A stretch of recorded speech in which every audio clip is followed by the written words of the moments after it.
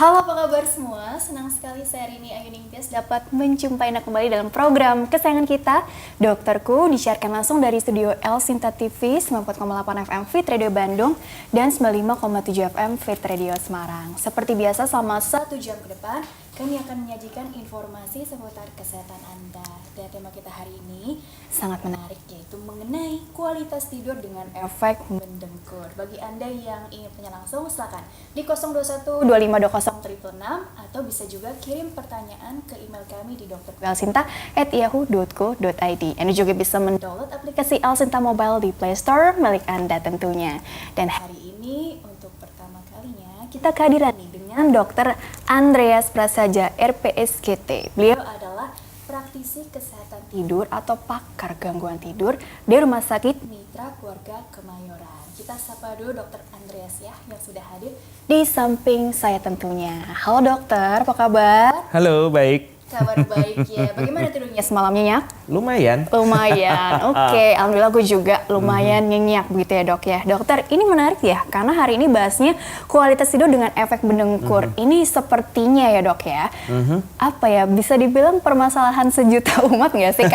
Karena ya dok ya, banyak yang orang yang mendengkur itu mungkin nggak sadar gitu, tapi pasangannya yang mengeluh gitu ya, karena merasa aduh nggak nyenyak nih gara-gara di sampingnya tidurnya ngorok gitu kan, atau mendengkur gitu ya. Jadi kan agak-agak nggak nyaman lah ya istilahnya, kualitas tidur terganggu, dan juga khawatir juga sih barangkali jangan-jangan pasangan kita ini atau orang yang di samping kita ini, anggota keluarga yang tidur di samping kita, jangan-jangan ada penyakit nih, karena kan biasanya kalau di dokter kan selalu dikaitkan ke penyakit-penyakit ya, dan bagaimana nanti solusinya. Jadi sebenarnya pengertian dari kualitas tidur nih, karena kan nggak sekedar kuantitas aja ya, tapi kualitas yang diharapkan tuh yang seperti apa supaya besoknya kita bangun bugar gitu dokter, senyum ceria. Silakan dok. Jadi begini, masalah mendengkur itu akan sangat mengganggu kualitas tidur. Gejala dari gangguan tidur yang orang banyak tahu kan insomnia. Tapi orang tidak banyak tahu bahwa ada juga gejala gangguan tidur yang namanya hypersomnia, hipersomnia atau kantuk berlebihan walau durasi tidurnya sudah cukup. Dan masalah mendengkur ini menyebabkan hypersomnia, kantuk berlebihan. Nah, tapi tidak sembarang mendengkur.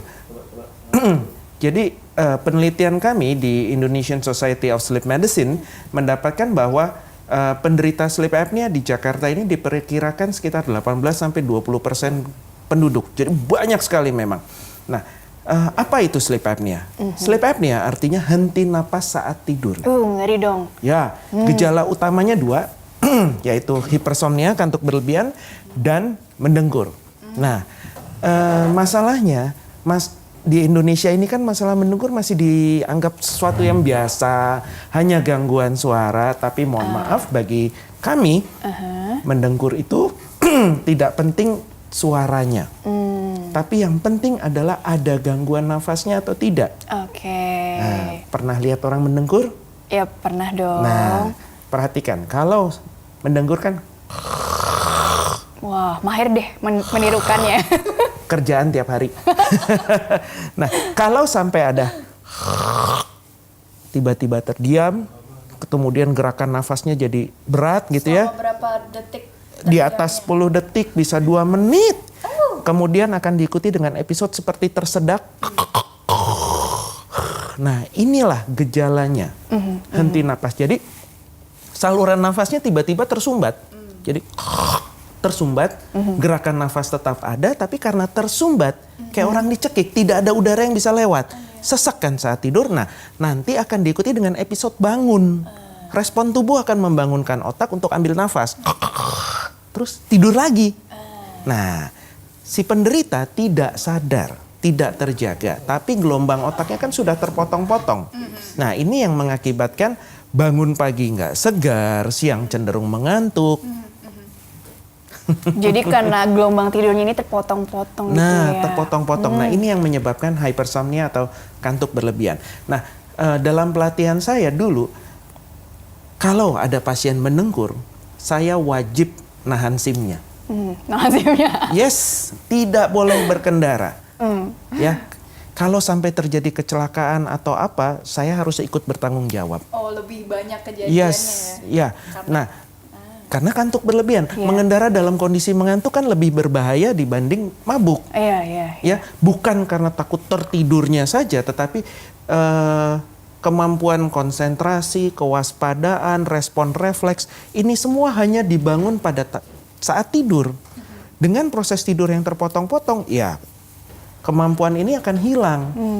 Sehingga walaupun dia tetap terjaga, ya konsentrasinya buruk, kewaspadaannya buruk, respon refleksnya akan buruk. Pengaruh ke fungsi otaknya begitu, Dok? Tentu saja. Nah, kalau pada kesehatan, sleep apnea kita sudah ketahui sebagai penyebab gangguan jantung, hipertensi, diabetes, impotensi. Jadi sangat berbahaya bagi kesehatan. Bahkan penelitian tahun 2013 sudah menyatakan bahwa di jurnal Laryngoscope itu menyatakan bahwa mendengkur untuk kesehatan jantung itu lebih berbahaya dibanding kolesterol tinggi, bahkan dibanding kebiasaan merokok. Oke, nah ini tapi pertanyaan selanjutnya adalah sleep apnea ini apakah hanya dialami oleh orang mungkin dewasa, tapi anak-anak juga bisa aja dong, karena kan tadi berdasarkan jurnal Laryngoscope, itu kan areanya THT, atau jangan-jangan ada masalah di amandelnya atau apa kalau anak-anak? Kalau pada anak-anak memang penelitian dari Prof. Bambang mengatakan kebanyakan dari amandel. Nah, tetapi kita juga harus melihat struktur rahang, kita harus melihat riwayat alergi, kita harus melihat riwayat orang tua, karena ada sekitar 20% penderita sleep apnea pada anak-anak yang sudah diangkat tonsilnya, amandelnya tetap mengalami sleep apnea. Dan kita harus lihat juga masalah kegemukan. Pada anak, bukan gemuk yang menyebabkan mendengkur, tetapi mendengkur atau sleep apnea ini mengganggu sistem metabolisme sehingga si anak juga cenderung obes. Jadi bukan berat badan yang berlebih yang menyebabkan dia mendengkur, Dok? Kan jadi logikanya apa, mungkin jadi lebih sempit kan ada lemak-lemak atau apa. Orang kan mikirnya seperti itu ya, Dok ya. Tapi malah sebaliknya ketika ada sleep apnea, dia malah jadi berat badannya akan meningkat. Jadi gini, kalau kita baca artikel-artikel gitu ya, memang kalau pada negara-negara Caucasian, orang bule, memang penyebab utama dikatakan obesitas.